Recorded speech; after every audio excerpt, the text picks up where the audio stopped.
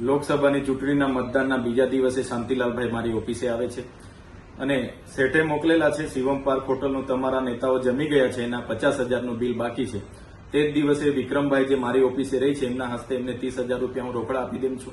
બીજા જે 20,000 બાકી બોલે છે તે મારા પીએ માધવભાઈના એકાઉન્ટમાંથી એમને ફોન પે કરીને એમની છોકરીના એકાઉન્ટમાં હું ટ્રાન્સફર કરીને 7 ઓગસ્ટના રોજ આપીને પૂરું કરું છું. છતાં 16/9/2024ના સોમવારના રોજ શાંતિલાલભાઈનો રાત્રે પીધેલી હાલતમાં ફોન આવે છે, મા બેનની ગાળો બોલે છે અને તમારા પર અમારા 1,28,720 રૂપિયા નીકળે છે એવી વાતો એ જયારે કરે છે ત્યારે એમને મેં કેમ છું, તમે ફોન મૂકો, તમારા માલિક સાથે હું વાત કરી લેમ છું.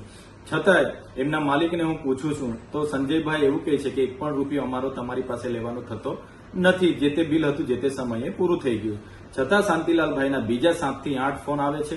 અડધા કલાક સુધી આ રામાયણ એની ચાલે છે અને મા બેનની ગાળોથી જે વાત કરે છે ત્યારે અમે પણ ફરિયાદ આપી છે અને શાંતિલાલભાઈએ પણ ફરિયાદ આપી છે.